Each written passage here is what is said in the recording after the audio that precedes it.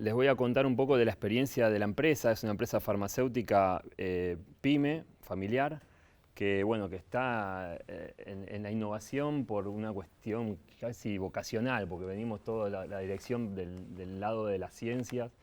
Abuelo farmacéutico, químico, mi padre estudió química, yo soy químico, mi hermana es bióloga, otra hermana farmacéutica, otro ingeniero, así que todos venimos con ese sesgo. Entonces se fue desarrollando la empresa siempre incorporando tecnología, buscando hacer cosas nuevas.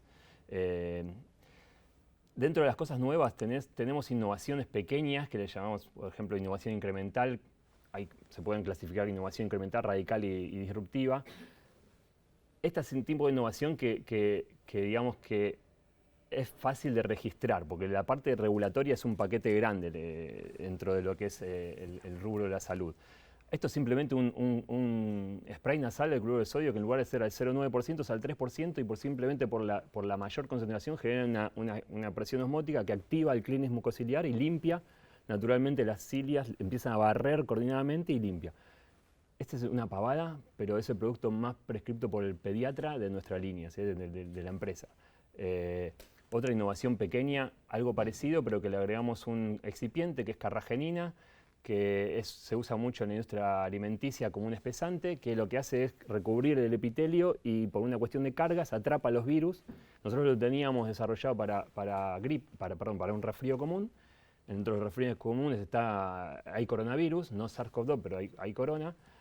Y cuando apareció el SARS-CoV-2, probamos in vitro primero y vimos que neutralizaba SARS-CoV-2 y lo tomaron, esto lo tomó el gente del CONICET, lo dirigió este trabajo, estuvo Osvaldo Uchitel, Diana Jerusalínsky y más, y tomaron esto, hicieron un estudio con médicos y mostraron que en pandemia, médicos sin vacunas, ¿sí? Todavía no habían llegado, tratamiento de pacientes UTI, COVID, con todas las protecciones, todo en algún momento se relajaban y se contagiaban. Bueno, acá era 400 personas, 200 placebo, 200 nacitral, ese producto, y se demostró que evitaba el contagio y la infección en un 80%. Se usó muchísimo, sobre todo nosotros lo regalábamos a los médicos y los médicos también lo recomendaban a algunos pacientes durante pandemia. También una pavada, pero que es una innovación también. Ahora, cuando la innovación es más compleja y requiere más conocimiento y es más radical, nuestra receta, que no es única, es una receta del mundo, es la vinculación tecnológica con el sistema científico tecnológico, en nuestro caso universidades, instituciones, CONICET, investigadores. Acá este es un ejemplo, este es un libro que recopila anécdotas y testimonios de los 30 años de vinculación tecnológica alrededor de la ley 23877, que fue la que creó las VTs y todas las herramientas que generaron el andamiaje del sistema científico tecnológico. Nosotros fuimos, está bueno que lo vean porque el Foro de Ciencia y Tecnología es un lindo ámbito donde se discuten temas de vinculación, digamos, no es partidario, hay de todos los partidos y está bueno aportar y vincularse con ese grupo. Dentro de las experiencias de vinculación, lo primero, acuerdo cooperar es la cámara farmacéutica donde nosotros estamos, con la Facultad de Farmacia, en su momento era Boveris y Graciela Sichia, para hacer HPLCs. No había HPLCs en la industria y era simplemente correr algunos ensayos analíticos de algunas materias primas. Bueno, nada, hoy estamos yendo a HPLC, pero en un momento era un insumo, un equipo que solo manejaban las universidades. Acuerdos de desarrollo tecnológico, licencia de tecnología, este es un desarrollo del doctor Mordo, que nosotros tomamos la licencia y lo llevamos nos interesamos, estamos por llevar al mercado. Licencia de tecnología con co-desarrollo, que es el caso de ARBAC. Incorporación de investigadores en la empresa, también tenemos investigadores que doctores de investigación y se incorporaron en la empresa y funcionan muy bien en la empresa. Por ejemplo, el jefe de control de calidad viene de esa línea. Y después empresas de base tecnológica, PCGen, PC de Pablo Casará, Gen de Genergen, Celtec en Santa Fe, Neokit, que ahora les cuento un poquito más, donde nos vinculamos con los tecnólogos que dominan una tecnología y creamos una empresa mixta para explotar o desarrollar una tecnología con determinados productos. digamos, lo más grande como experiencia que tenemos es la unidad ejecutora público-privada del CONICET, que es el Centro Misten, que es la unión entre la Fundación Pablo Casaray y lo que era el CEBAN, el instituto que dirigía el doctor Latorre, que era experto en virología, y la idea era juntar la biotecnología con la virología para hacer vacunas por biotecnología. Eso fue en el 2007. Se me fue. Lo paso de acá, ya está. Antecedentes en biotecnología. Arrancamos en 1990 en biotecnología. Los primeros 15 años fueron desarrollar biosimilares. Hacíamos más o menos uno cada 2 años. Después un hito interesante, en el 97 nos vinculamos con un grupo de investigadores de Alemania que habían desarrollado a escala laboratorio una vacuna contra un antígeno contra hepatitis B. Lo tenían en un cajón en el proyecto, lo tomamos acá con los biotecnólogos que ya estamos asociados y continuamos, industrializamos el proceso, formulamos la vacuna, hicimos los estudios clínicos, lanzamos la vacuna que está hace 30 años en el mercado, se llama AGB, que hoy también les traje a Teresa para que puedan tener en el Departamento de Higiene y Seguridad. Finalmente esa tecnología se licenció a Sanofi y hoy Sanofi produce en Pilar con esta tecnología ese antígeno para sus vacunas quíntuple y sextuple que usa en todo el mundo. ¿Qué pasó después de esos primeros 15 años, donde hubo, no solo nosotros, Biocidios y muchas empresas hicieron mucha biotecnología? Apareció una regulación digamos, internacional que limitó, generó una regulación muy específica para registrar biosimilares, que muy restrictiva, no es basada en ciencia. Cuando uno mira el comité de expertos, están las empresas grandes, multis, no había ninguno, esto fue en el 2009, no estaba Biocidios, no estábamos nosotros, no había otras empresas de la India que también tenía, y la verdad que hicieron una regulación que fue imposible registrar, solamente fue posible después de esto para, digamos, grandes empresas, ¿sí? Pero las pymes que estábamos naciendo en biotecnología, que estábamos a la vanguardia, porque eritropoyetina, Biocidios la hizo 1 o 2 años después de que salió en Estados Unidos. O sea, fue impresionante esa década. Después de ahí, la biotecnología como que se apagó ese potencial. Nosotros teníamos toda una capacidad de desarrollo y salimos a ver en dónde la podíamos aprovechar y encontramos espacios, por ejemplo, esto hicimos en terapias citoquinas para terapias celulares que se usan ex vivo, fuera del cuerpo, para hacer terapias celulares que hoy se llaman CAR-T. En ese momento las desarrollamos y las producimos para universidades que después fueron evolucionando hasta convertirse en empresas. Hicimos para una empresa, hicimos para otra, hicimos este desarrollo para otro grupo de otro spin-off de otra universidad de Estados Unidos. Esta es otra empresa también de Estados Unidos. Estábamos haciendo esto con Harvard y Dana-Farber cuando apareció COVID-2020. Nos juntamos con los investigadores que lo primero que vimos era que lo que se iba a necesitar era diagnóstico, o sea, poder controlar brotes, y bueno, con el grupo de Adrián Bogdanov, Carolina Carrillo y otros investigadores de la Fundación, Santiago Werbach, y 2 investigadoras más, hicimos lo primero que fue NeoKit COVID-19, que es un test molecular simplificado que se basa en tecnología LAMP. En ese momento estaba todo centralizado en Malbrán y esto lo que hacía es descentralizar y hacer posible que en un lugar, en el medio de una provincia, pudiera hacerse un testeo y control y hacer el control del testeo y rastreo y todo lo que después implementamos en algunos municipios con Willy y su equipo. Un poquito del diseño de cómo armamos el negocio, ahí es Casaray y CONICET tenían los investigadores, licencia en las instituciones a NeoKit SAS. NeoKit SAS es una empresa de base tecnológica donde el 50% de las acciones son de los investigadores. Esta empresa es la que industrializa y produce el kit,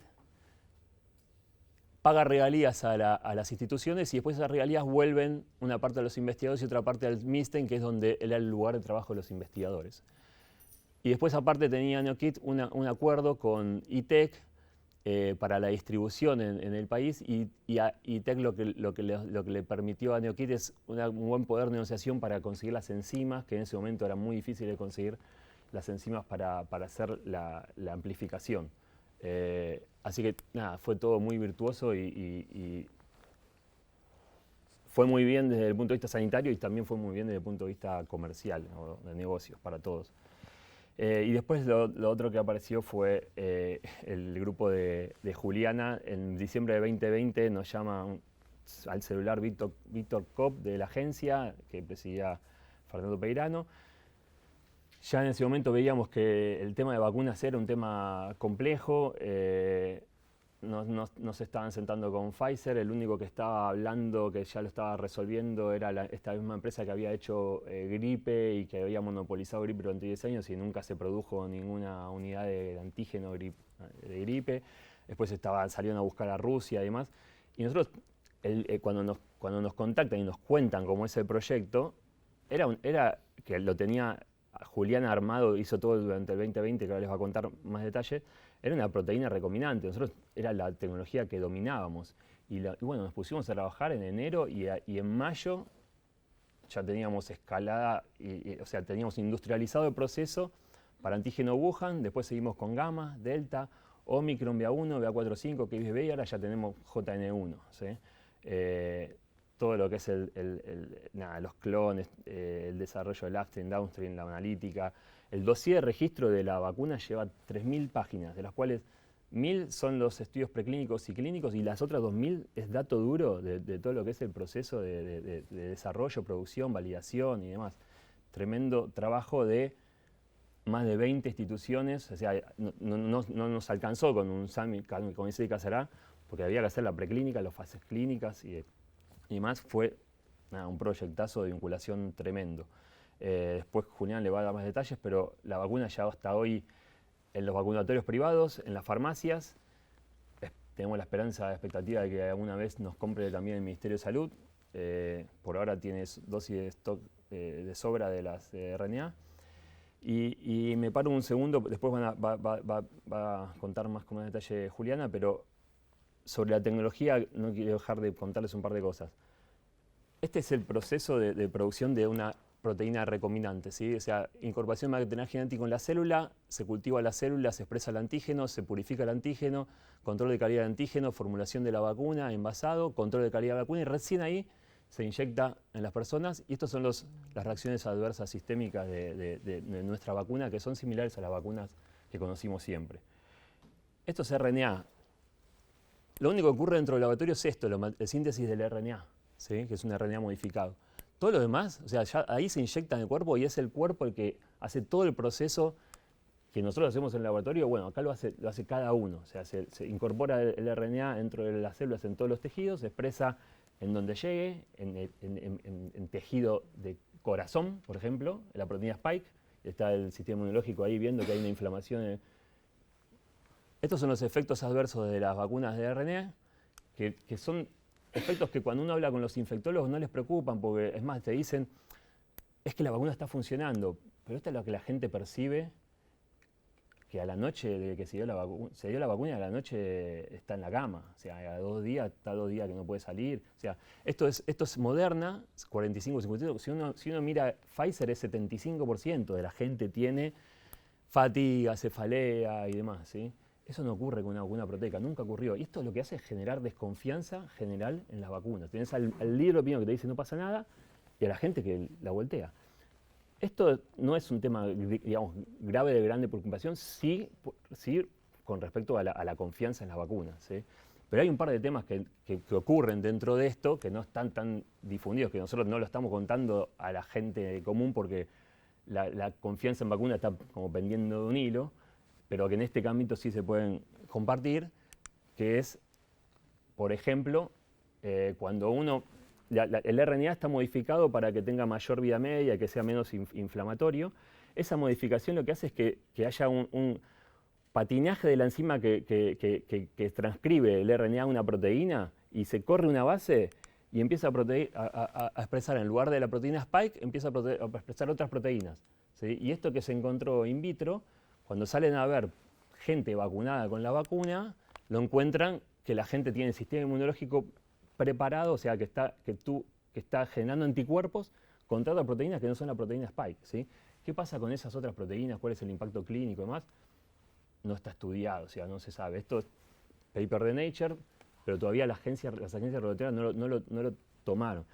Y un tema que para nosotros es un poco más grave todavía, más nuevo también, es que se encontró que la gente que se da, digamos, dosis repetidas de vacuna COVID generaban un switch, un cambio inmunológico a IgG4. IgG4 está más relacionada con la tolerancia, no son inmunoglobulinas inflamatorias. Y después se encontró, bueno, la primera hipótesis es que esto podía generar inmunotolerancia a la proteína Spike. Después lo que se encontró es que eso ocurría específicamente con las vacunas de dosis repetidas de RNA, y lo último es que no ocurre con las proteicas, en este caso con Novavax. Esta semana terminamos de hacer, ¿no, Juli, los ensayos? Después Julián le va a contar cómo funciona con ARVAC. Pero fíjense, IgG1, después de 3 dosis de esto es Novavax, que es proteica, mantiene alta, acá empieza a bajar, y IgG4, Novavax baja y Pfizer y Moderna alta. ¿Cuál es el impacto de esto en la clínica? De nuevo, todavía no lo sabemos, ¿sí? Pero es un llamado de atención a darnos vacunas que funcionaron muy bien en pandemia, que están fantásticas para resolver una pandemia, pero no está tan claro que puedan, digamos, que sean la mejor opción para vacunarse toda la vida, todos los años, como si fuera una vacuna contra la gripe. Y lo que quiero cerrar es con un concepto que me gustaría por ahí después en la charla más explorar un poquito más posibilidades, es Argentina tiene un potencial enorme en el sistema científico, tecnológico de innovación, ¿sí? O sea, de pasar del paper o sea, si fuera por los papers que salen, que nos sacan las noticias Noravar y demás, ya curamos el cáncer 10 veces en Argentina. Pero son pocos los ejemplos. Hay ejemplos, mostramos que se puede, por ejemplo, ARVAC es uno de los casos, que está buenísimo difundirlo más, pero son casos excepcionales. La realidad es que por el potencial que tenemos es excepcional. ¿Cuál es la barrera que tenemos para pasar de eso excepcional a lo sistémico?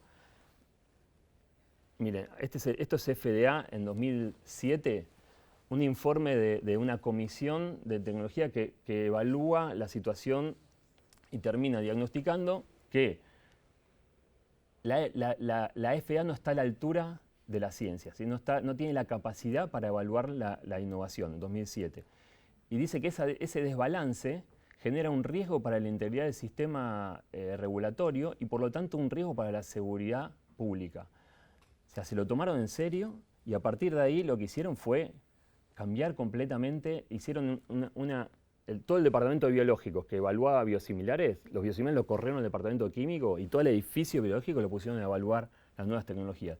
Y así fue como se aprobaron las tecnologías CAR-T, que cuando uno mira los prospectos de uno de estos medicamentos, parece ciencia ficción metida en un prospecto. Es increíble cómo lo metieron en una caja, pero lo metieron y los productos tienen una eficacia del 80%. Yo no digo de que pretender que ANMAT pueda evaluar innovación, esto sí es disruptivo, pero hay un montón de innovación. O sea, nosotros, excepto los casos tipo ARVAC y demás, donde está se alinean todos los planetas y se ponen las pilas, hoy no hay, o sea, hay muchísima más capacidad de la capacidad que tiene el sistema regulatorio de evaluar innovación. ¿Cuál es nuestra diagnóstico, nuestra propuesta? Lo que queremos es generar ciencia regulatoria, o sea, meter a la ANMAT también dentro de este mundo de la vinculación tecnológica, acercarlos al conocimiento y si no, colonizarlos, ¿sí? O sea, que en concreto lo que sí o sí se necesita es tener un marco regulatorio específico para evaluar innovación. Y con innovación me refiero no a la innovación que ya viene de afuera, que está evaluada por FDA y EMEA, sino innovación que no haya tenido ningún antecedente en ningún lugar del mundo, donde cuando uno presenta eso no hay o sea, se le caen, no entra en ningún cajón, o sea, los procesos están armados para otra cosa, menos aún para tener capacidad de evaluación de esa innovación. Entonces, ahí también el sistema científico tecnológico tiene expertos en un montón de campos. Uno no puede pretender que el administrador el funcionario pueda saber y ser el capo en tal tecnología, porque hay muchísimas y cada vez es más profundo. Bueno, ahí también hay un soporte para dar el sistema científico tecnológico. Tenemos algunas ideas, tenemos algunas cosas para poder trabajar juntos. Me parece que si la facultad tiene esa visión de salir cada vez más afuera, este es un tema que es una barrera más allá de la parte de recursos, digamos, económicos. aún con recursos económicos, si esto no está resuelto, no se puede hacer nada. ¿Sí? O sea, o tendremos que esperar otra pandemia para que se alineen los planetas. Bueno, muchas gracias por la invitación. Para mí es muy bueno hablar generalmente hablo en ámbitos médicos, pero hablar en ámbitos académicos, científicos, me trae a épocas muy lindas. Yo soy médico, doctor en medicina, pero los primeros 10 años de mi carrera, de mi profesión, fueron maravillosos porque fui becario del CONICET, investigador del CONICET, becario externo del CONICET. Y bueno, cometí la locura de regresar al país después de la hiperinflación de Alfonsín.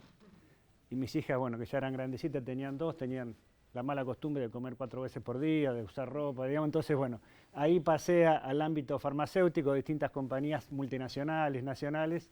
Y el año pasado me uní a Casará, que ya estaba el proyecto desarrollado.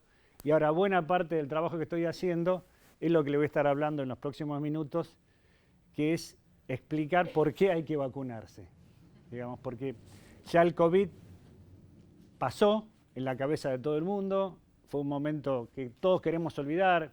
En mi caso personal, cuando escucho COVID, perdí colegas muy queridos, por suerte familiares no, pero me vienen a la cabeza colegas que perdí. Y la verdad que me gustaría olvidarme del COVID, pero lamentablemente no puedo, porque cuando esto es lo que pasó, los 10 millones de... No, esto lo conocemos todo, digamos, pero cuando uno analiza qué está pasando en el 2023 y en el 2024, nos encontramos con esto, ¿no? Esto está sacado del Boletín Epidemiológico Nacional, que todas las semanas la Dirección de Epidemiología va dando datos de determinadas enfermedades y entre ellas gripe y COVID. Y lo que vemos cuando analizamos el 2023, que fallecieron por COVID 500 personas. Obviamente la mayoría de ellos personas por sobre los 65 años. Pero el punto que a mí me gusta hacer de esto es que de estas 500 personas, casi el 90% no habían recibido su refuerzo anual. Y con algo tan simple como aplicarse una vacuna, probablemente estas 500 personas, o la mayoría de ellos, estarían vivos, con lo valioso que es cada vida. Entonces, como algo tan simple, estamos perdiendo vidas. Y como no están los medios, y estamos hablando ahora de la viruela del mono, digamos, repiten, no digo que no haya que ocuparse de la viruela del mono, pero son 20 personas y no estamos hablando de COVID, por eso que particularmente yo me estoy pasando bastante tiempo hablando con los colegas de este tema. Fíjense que en el mismo periodo fallecieron 100 personas de gripe. Obviamente, mucho menor porque hay por suerte, afortunadamente, una gran conciencia de que hay que vacunarse contra la gripe y millones de personas se vacunan todos los años contra la gripe. Pero fíjense esta contradicción. Tenemos una enfermedad que mata 5 veces más personas que otra y todo el mundo se vacuna contra la gripe y no se vacuna contra COVID. Y esto es así porque los seres humanos no nos comportamos de acuerdo a la realidad, sino de acuerdo a nuestra percepción de la realidad. Y la percepción que hoy tienen tanto los colegas, los médicos, como muchos amplios sectores de la población, es que no hay riesgo de COVID. Y eso no es así. Hay que seguirse preocupando. El COVID sigue circulando. Tanto es así que en el 2023, si uno analiza los gérmenes productores de internaciones por enfermedad respiratoria aguda, fíjense que en la edad adulta, por lejos, en el 2023, el germen responsable fue COVID. Obviamente en los chicos fue el virus respiratorio sincicial, pero en los adultos, por lejos, el año pasado, el germen responsable de internaciones por enfermedad respiratoria aguda fue COVID, y eso muchas veces no se toma conciencia.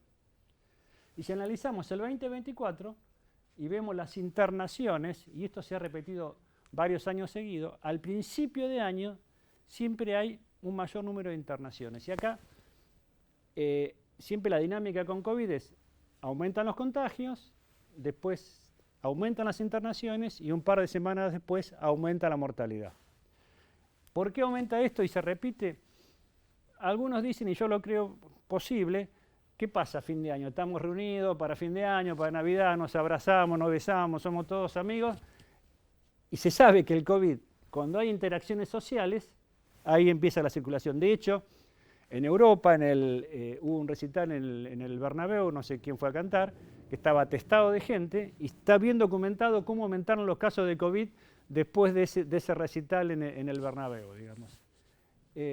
Y cuando uno va a la terapia intensiva, y acá un poco lo que vos decías, fíjate, los ingresos a terapia intensiva, los chicos, de eso, por eso te quería decir, cuando vos mencionabas una de las estrategias, porque los chicos que están muy afectados son las edades muy tempranas, entonces es importante vacunar a las mamás. Hay toda una estrategia de vacunación a las mujeres embarazadas, que la vacunación a mujeres embarazadas te disminuye el pedido de vulnerabilidad, porque la madre le pasa al chico determinados anticuerpos, pero si tiene más altos anticuerpos, mejor protegido está el chico, digamos, ¿no? Entonces, la gran conclusión y el primer concepto que quería decirles es esto.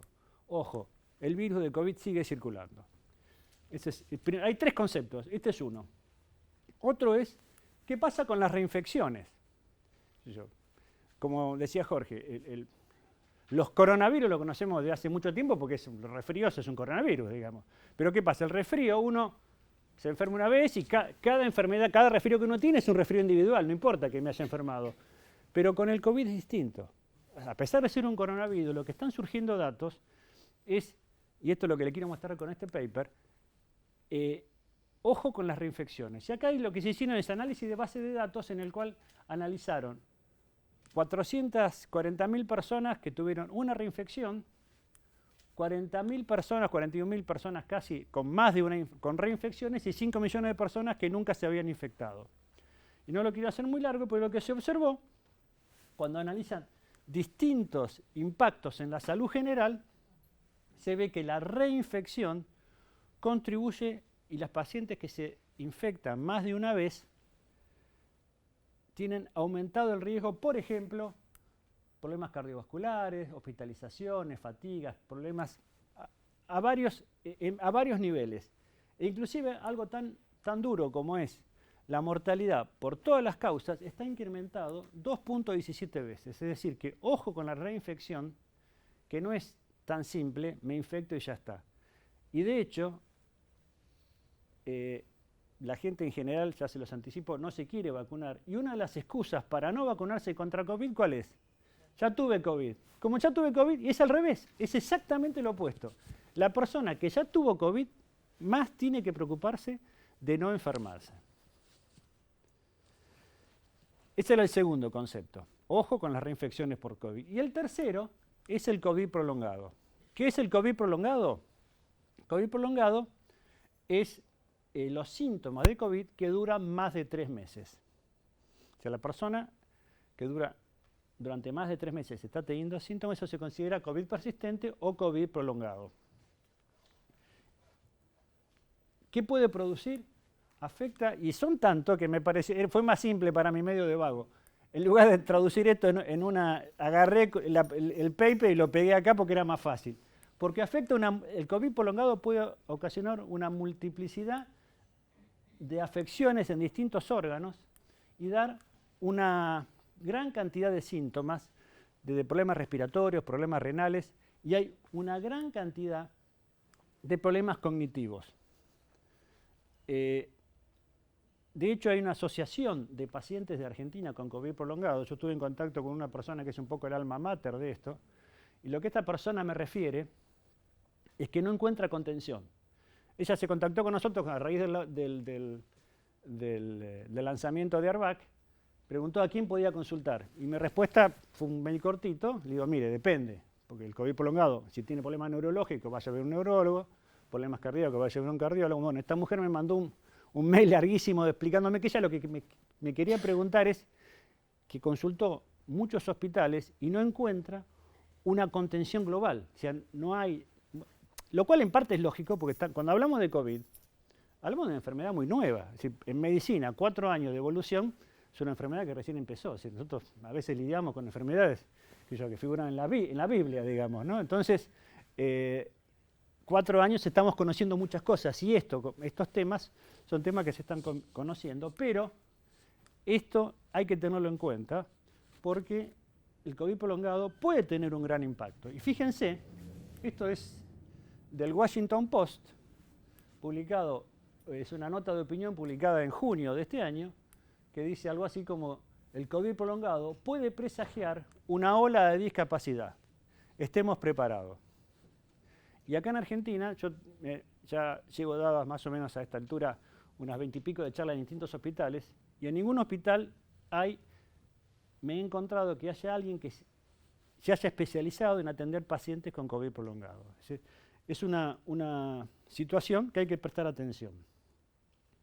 Tanto es así que el Centro para el Control de Infecciones de Estados Unidos, al que le interesa el tema de COVID persistente o COVID prolongado, puede entrar a la página del CDC y ahí tienen una buena descripción de la enfermedad y qué es el COVID prolongado. Y esto está sacado de la parte en español del CDC, y este es el punto que yo quiero resaltar. La vacuna contra el COVID es la mejor herramienta disponible para prevenir el COVID prolongado. Es decir, el tercer concepto es esto: el virus circula, ojo con las reinfecciones, y hay que prestar atención al COVID persistente. Y ahora, bueno, antes de terminar, después quedo abierto a las preguntas que quieran, no lo quise hacer muy largo. Esto es algo bastante preocupante. La Universidad Católica, con el Observatorio de la Deuda Social Argentina, hizo una encuesta muy simple. Le preguntó a la gente: ¿usted se va a vacunar o no se va a vacunar contra COVID? Y fíjense, 53% dijo que no. Solo el 25% dijo que sí. Eso significa 1 de cada 4 está dispuesto a vacunarse. Y un 21% no sabe, tiene que pensarlo. Acá un poco, como decía Jorge, yo siempre, digamos, después Juliana va a hablar sobre la vacuna, o sea, yo excluí para no repetirnos sobre la vacuna, pero un concepto que quiero transmitir, que ella lo va a explicar mucho mejor que lo que podía hacerlo yo, es una vacuna inmunogénica, pero yo lo que quiero resaltar es la seguridad de la vacuna. Es una vacuna, como a mí me gusta ver cuando hablo de ARVAC, es una vacuna como la vacuna de toda la vida.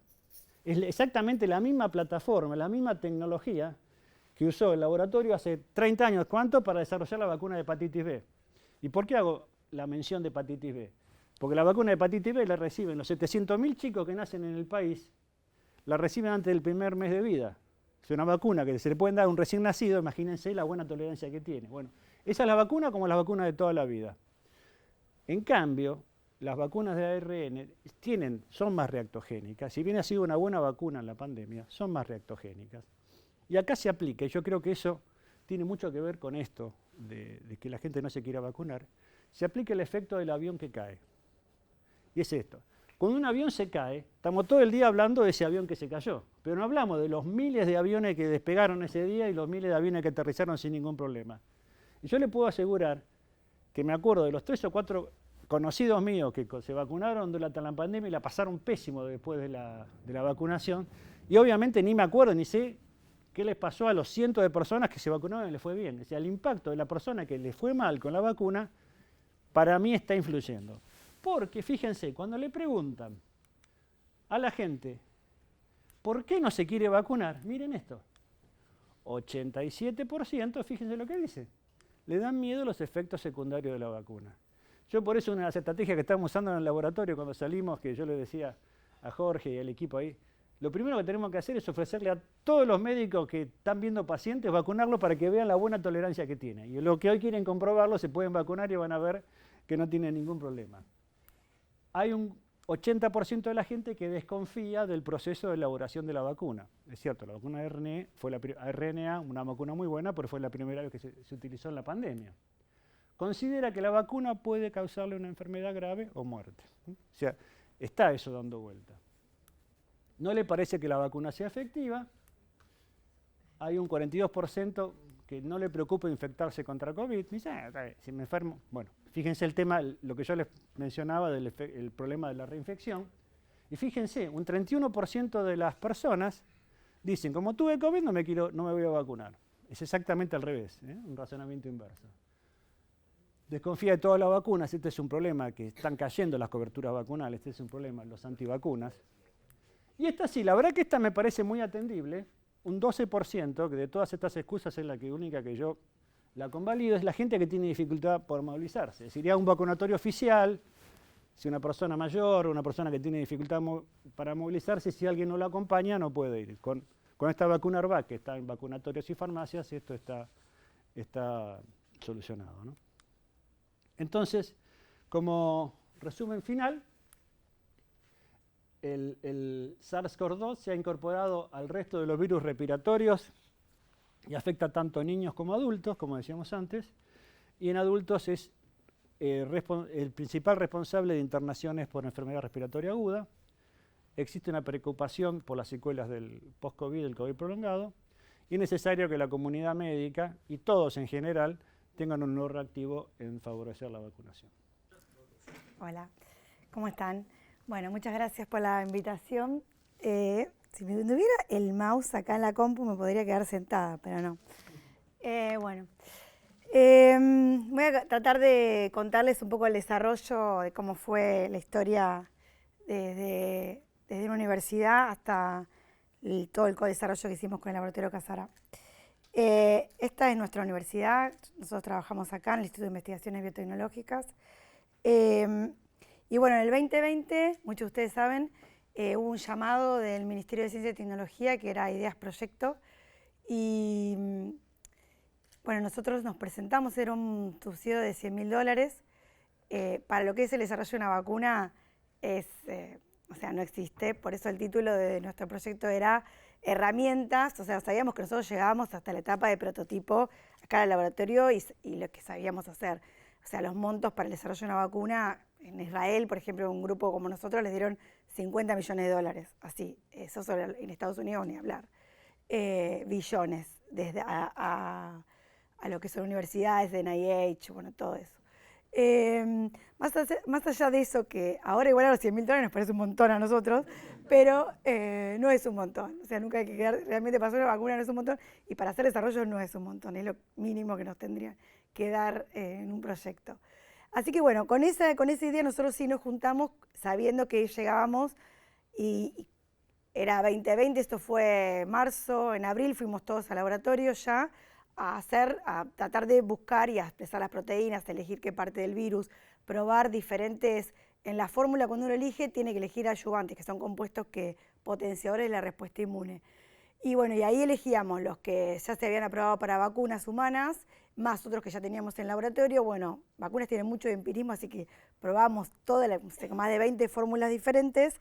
Y además de eso, también lo que nos fue pasando, esto voy a contar cosas que les interesa por la científica, nos pasaba era que capacidades que nosotros pensábamos que había en Argentina, lamentablemente veíamos que no. Por ejemplo, hicimos la proteína recombinante, sabíamos que había plantas, o sea, estaba el proyecto dirigido no para un paper, sino que está dirigido a la capacidad de producción de Argentina. Entonces, cuando tuvimos que elegir qué plataforma, si bien nosotros habíamos trabajado en vacuna DNA, vacuna RNA, yo hice mi tesis hace 20 años en vacuna DNA. Karina, mi primer becaria, hizo tesis en vacuna RNA, o sea, sabíamos que eso no se podía hacer en Argentina y que no había una planta. Proteína recombinante sí, sabíamos porque había plantas de producción de anticuerpos monoclonales. Eso fue lo primero que decidimos. Después decidimos, hicimos baculovirus, porque también pensamos, ¿hay planta de baculovirus? Bueno, lamentablemente fue todo un desarrollo, perdimos 6 meses y cuando fuimos, la planta no tenía la capacidad, hay una cosa que tenemos que saber que se llama buenas prácticas de manufactura. Yo en mi mesada de la universidad no voy a poder nunca hacer una vacuna, puedo hacer un prototipo, solo lo puedo hacer en un laboratorio donde ellos tienen todo con los datos, todo armado en un formato que es lo que se presenta en ANMAT, además de los resultados, está totalmente regulado. Entonces, eso yo siempre lo aclaro, en una universidad puede salir una idea, pero después necesitas otras capacidades. Y nos pasó algo que fue bastante bueno en ese momento, que fue octubre 2020, Fernando Peirano suena el teléfono de mi escritorio y era Fernando Peirano. Nunca me había llamado alguien a mí de una institución, ni un presidente de CONICET, nadie. Bueno, ¿cómo vienen con el proyecto? Bien, ya tenemos todos los resultados, pero nosotros sabíamos, esto hay que transferirlo, nosotros necesitamos ya una empresa con capacidad productiva. Veníamos hablando con otras empresas que enseguida nos llamaron, pero veíamos que no tenían esa capacidad, o sea, nos decían qué lindo, preséntese a subsidio del CEPI internacional, consigan plata de afuera y nosotros, pero no lo pueden hacer ustedes, o sea, era toda una cosa muy rara. Fernando Peirano, bueno, hagan una lista de qué empresas tienen, qué empresas hay en Argentina, buscamos nosotras cuáles eran las que había, no hay muchas, pero había 3, 4, 5 que hacen proteína recombinante. Entonces empezamos las reuniones con ellos y por suerte ellos estuvieron interesados en trabajar con nosotros porque ya tenían... Ah, pensé que era tu voz. Entonces ahí empieza, eso fue diciembre que tuvimos la reunión, y ahí empezamos a ver. Y ya a partir de ahí, por eso yo muchas de las cosas que les voy a mostrar, todas las decisiones, ya a partir de diciembre de 2020, las tomamos en conjunto con los investigadores del Laboratorio Casará. Que lo que tienen de bueno, o diferente para otras empresas que yo me encontré, es que son investigadores como nosotros, pero de la empresa. Entonces el lenguaje, la forma en la que hablamos, es como más simple para nosotras. Además de que ustedes también dicen que nosotras también no somos los científicos estrella, que también nosotras tenemos un formato de lo posible, o sea, un formato de que lo que queríamos es que ocurran las cosas y no quedarnos en la cosa perfecta de lo lindo de una tecnología que después no se puede aplicar nunca. Somos un estilo de investigadores por ahí un poco distinto, ¿no? Que eso es lo que se necesita cuando uno quiere realmente transferir algo. No va a ser lo perfecto o lo ideal, porque después hay un montón de trabas regulatorias, que eso es lo muy difícil. El ejemplo de la traba regulatoria es que nosotros, por ejemplo, un ayudante, un compuesto que teníamos patentado, que veníamos trabajando hace un montón, no teníamos todo el dossier regulatorio que se necesita para empezar un fase 1 enseguida. Y nos había dado mucho mejores resultados con ese ayudante. Y bueno, sabiendo que eso nos iba a demorar un año y pico más en todo el proceso, dijimos, bueno, usemos el otro. Y esta decisión, que es esto, teníamos 3 fórmulas distintas, la tomamos ya con el Laboratorio Casará. Dijimos juntos, bueno, es diciembre 2020, ya sabíamos que estaban las vacunas de Pfizer viniendo, teníamos 2 prototipos que daban 10 veces más, pero que a nivel regulatorio nos iba a alentecer, que eso quiere decir, ahora nosotros ya hicimos todos los ensayos, ahora si vuelve una pandemia, yo tengo todos los dossier de OMP19 de esa proteína listo para poder empezar fase 1, pero en el 2020 no estaba, y todo lo que necesitaba para ADMAT.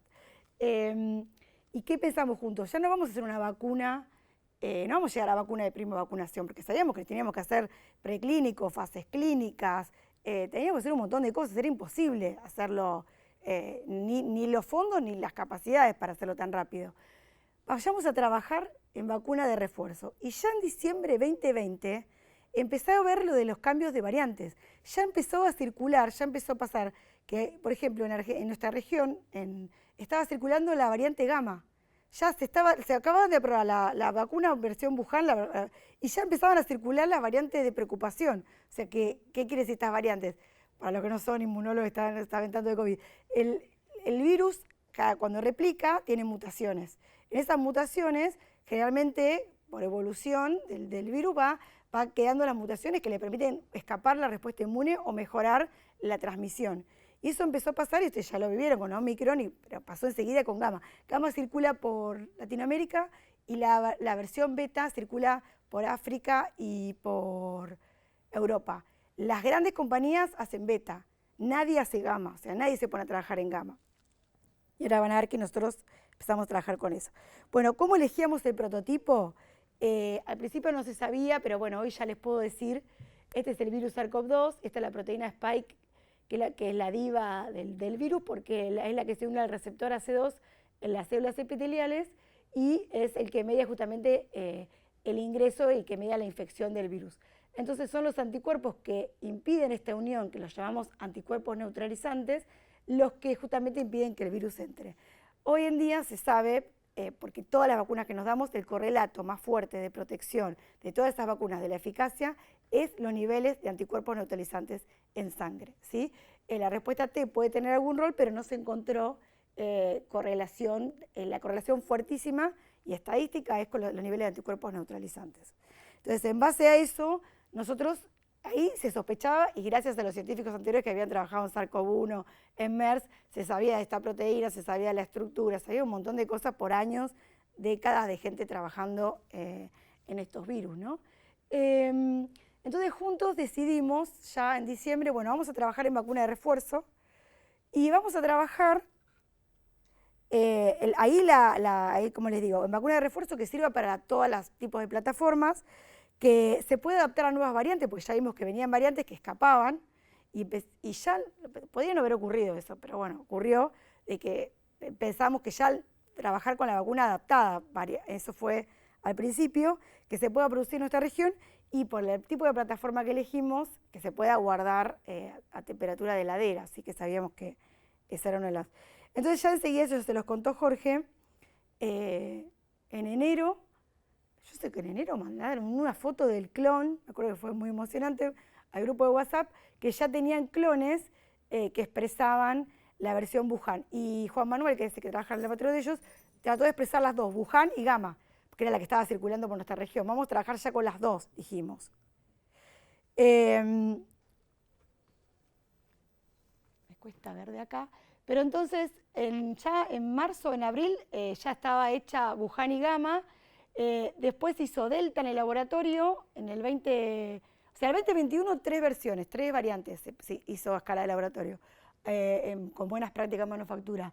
Después se hizo B1, B4, 5, XBB, o sea que están más o menos 3 variantes por año. Yo veo que tiene la capacidad, Juan Manuel, de trabajar más o menos 5 meses se tarda entre que se hace todo el desarrollo y 4 meses tenemos el frasquito, 5 entre que se aprueba el primer lote, bueno, y después hay otras cosas que son otras cuestiones. Con lo cual, me cuesta un poco mirar desde acá, pero ustedes ven bien.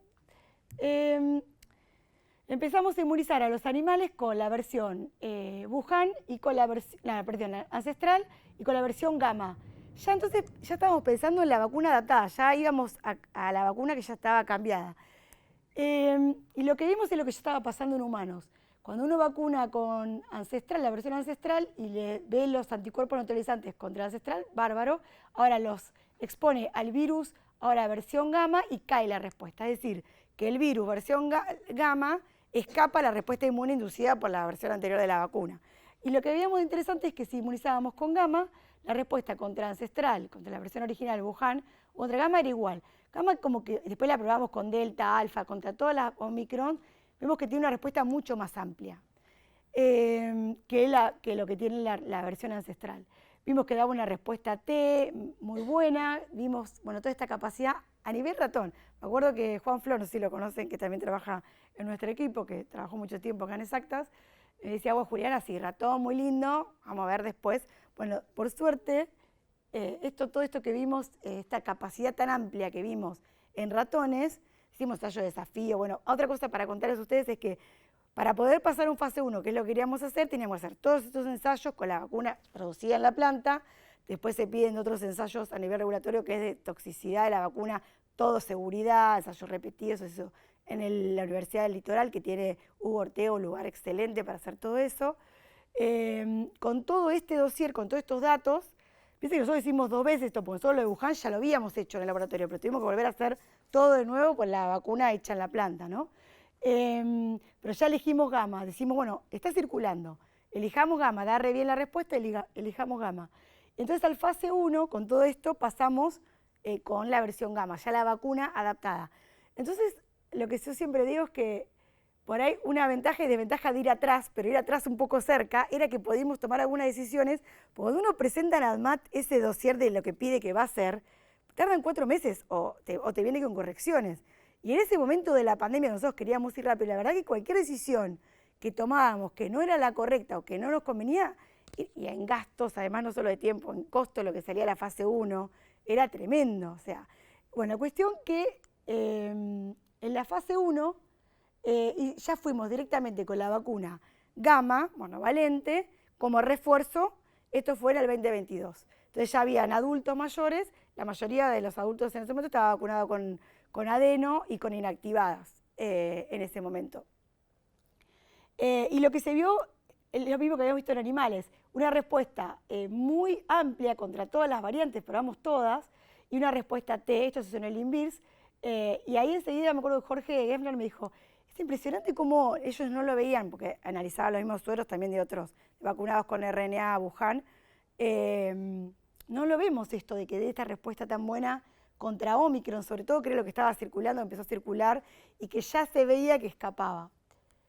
Y acá les muestro comparado el fase 1 nuestro, los sueros del fase 1 nuestro, que son estos, probamos 2 dosis, 25 y 50 microgramos, con sueros de booster de Pfizer, que se hizo, este ensayo está buenísimo porque se hizo en provincia de Buenos Aires, son argentinos, los sueros de argentinos hechos al mismo tiempo, o sea, estaban en el mismo momento.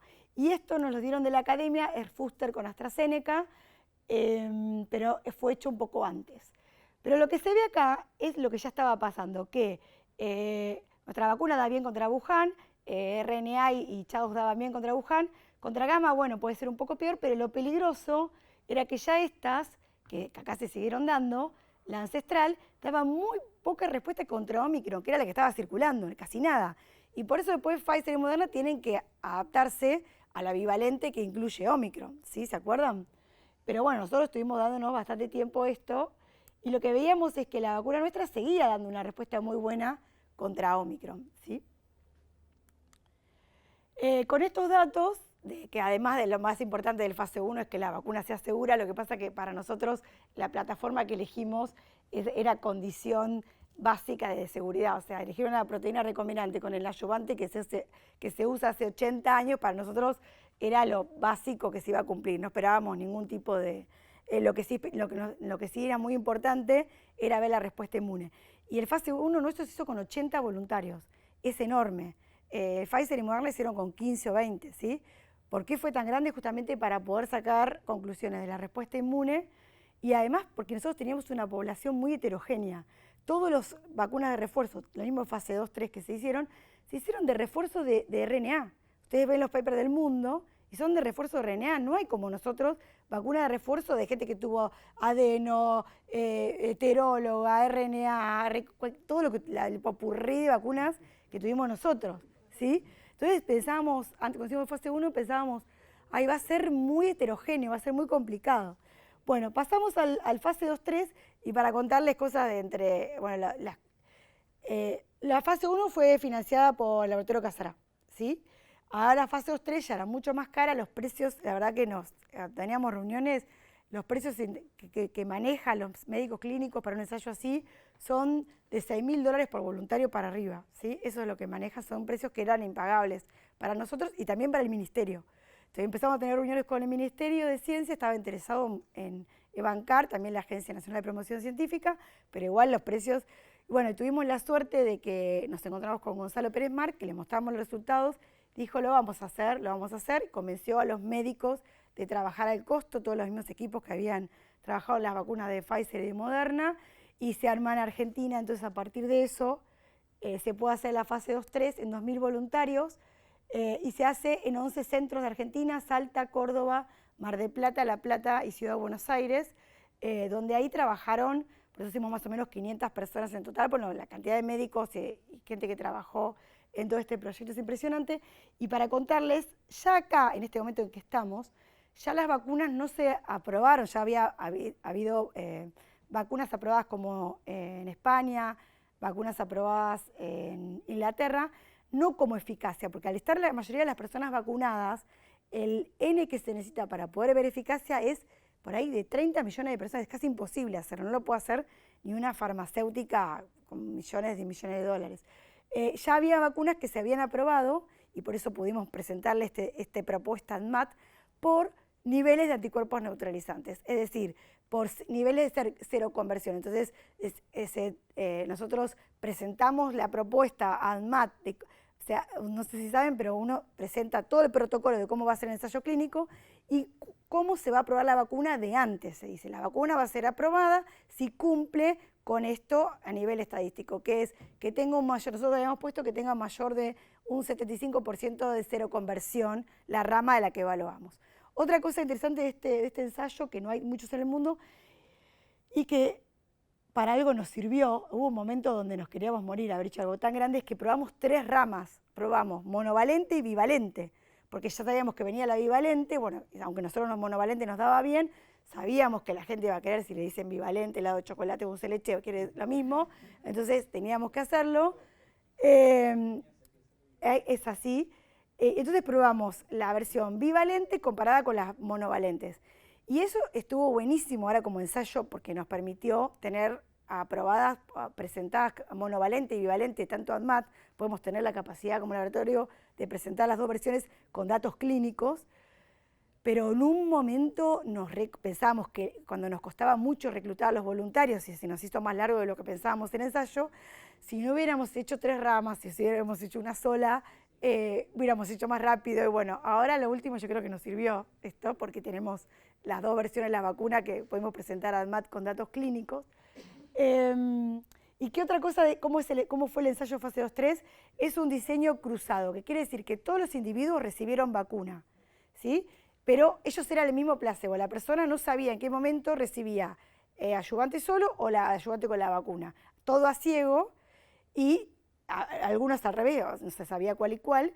Y después todos los datos se analizan a ciego y después se libera el ciego y ahí se puede analizar cuál tuvo placebo. Entonces, con ese formato de que el individuo sea el mismo placebo de sí mismo, nos cerrábamos 300 voluntarios que sean solo placebo, por ejemplo, y eso era un costo también para pensarlo.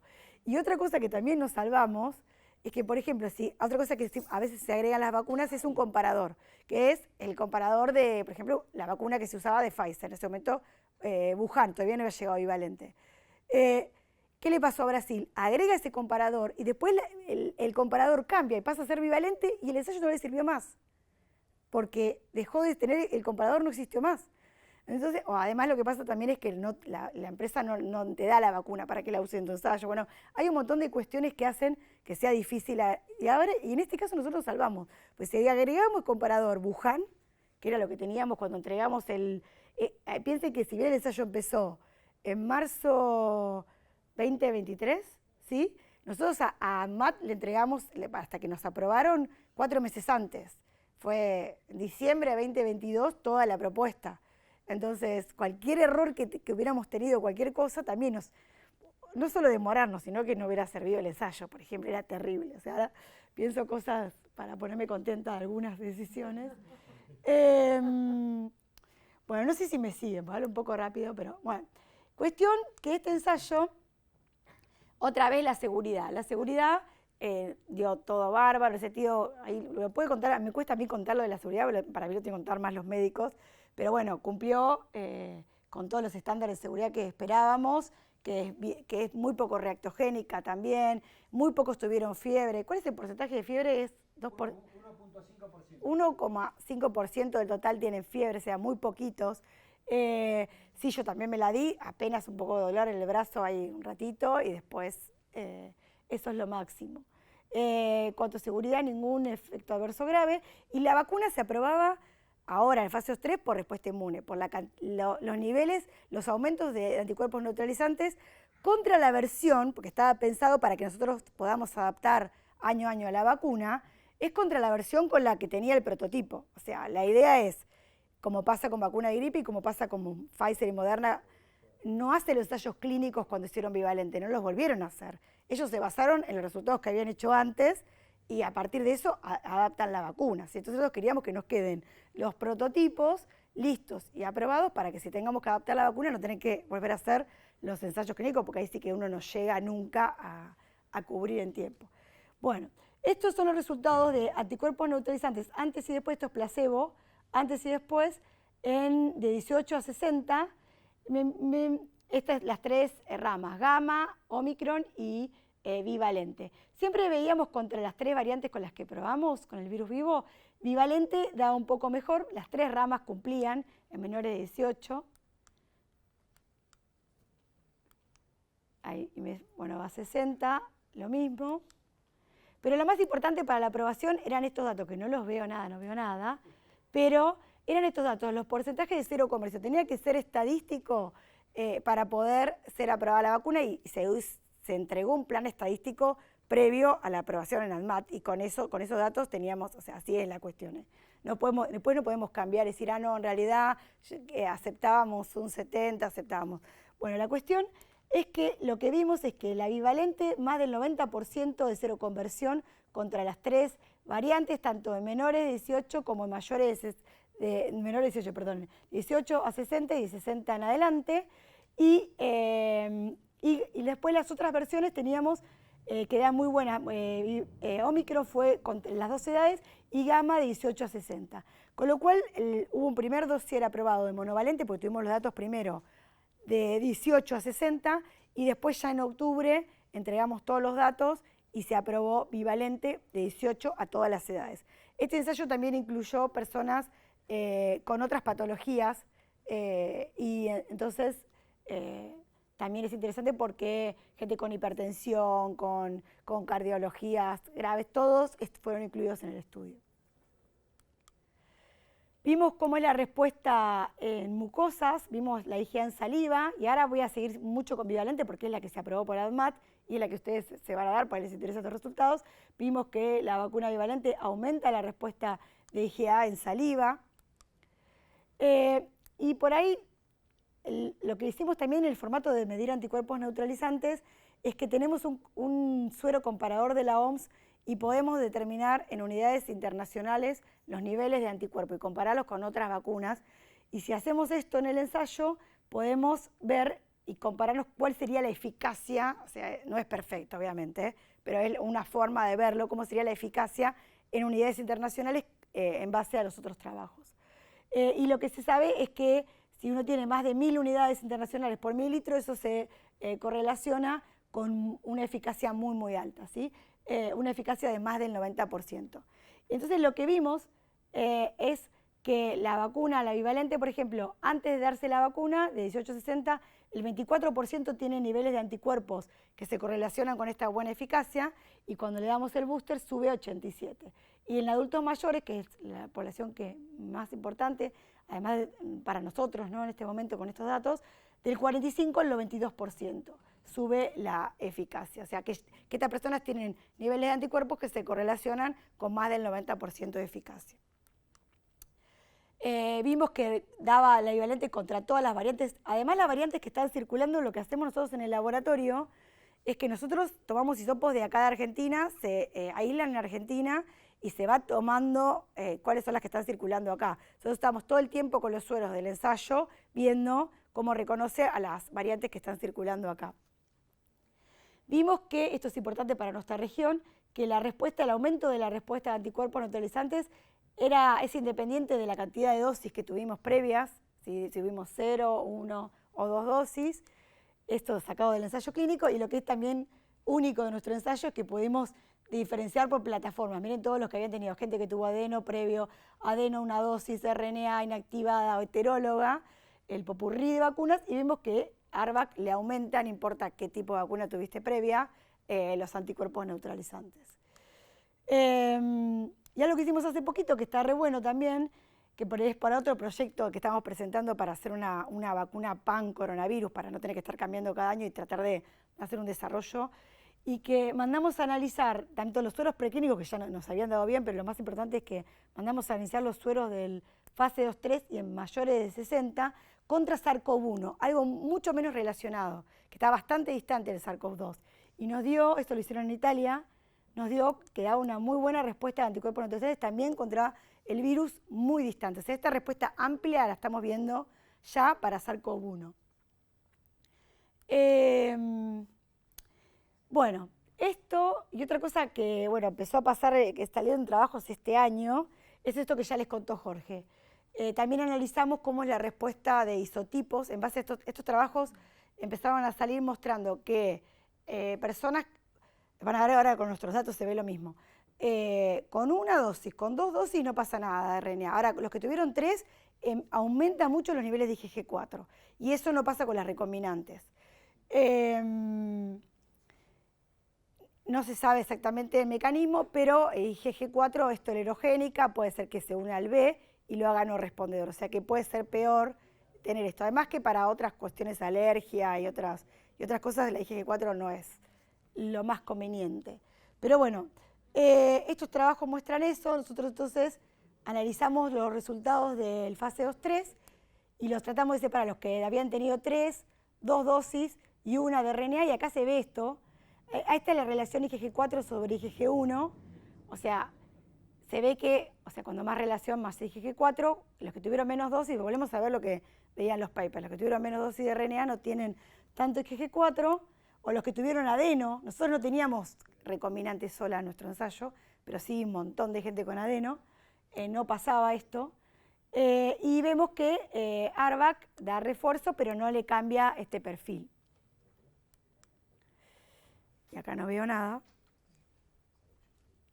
Bueno, para terminar entonces, nosotros formamos un consorcio público-privado, están los investigadores del Laboratorio Casará, la UNSAM, la Universidad del Litoral, el INVIRS, quien, bueno, toda la gente del grupo de Pérez Mar, CEMIC, bueno, no sé la cantidad de cuántos sitios fueron, 11, pero bueno, siempre estamos en duda de cuántos fuimos, 20 instituciones, o uno dice 21.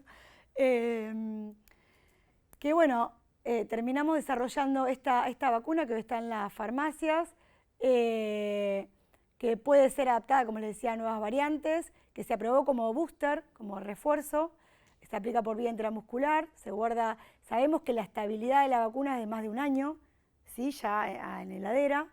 Ya tenés datos, bueno, 24 meses. Y se produce, se manufactura, se produce y se comercializa por el laboratorio Casara. Este fue los tiempos que nos llevó, acá está la cajita que ustedes después van a ver. Y esta pregunta que siempre nos hacemos, y nos hacen eso la señora, ¿para qué van a desarrollar una vacuna? Yo lo único que les digo es que esta pregunta no me la hacen solo ahora, me la hicieron en abril 2020, me la hicieron en diciembre 2020, me la hicieron en enero, o sea, todo desde que empezó la pandemia, que nosotros decíamos que lo que queríamos hacer, a nosotros la gente nos decía, ¿para qué van a hacer eso? Si ya está Pfizer, si ya está Moderna, si ya está en ello, ¿para qué van a hacer esto? Y después nosotros la verdad que vimos, y todos vimos, lo que costó que llegaran. A nosotros las adaptadas nos llegan 6 meses o un año después, y en plena pandemia nosotros las vacunas no nos llegaron a tiempo, solo nos llegaron mucho después. Así que esa pregunta, entiendo que es una pregunta válida, pero solo quiero contarles eso, que no es que ahora me la hacen, nos la hicieron siempre porque hay gente que no cree realmente en un desarrollo o que no cree que es posible un desarrollo así desde nuestro país. Bueno, esto justamente para nosotros, de acuerdo a lo que pasó, tener todas las capacidades en nuestro país, pero además yo sí pienso en nuestra región.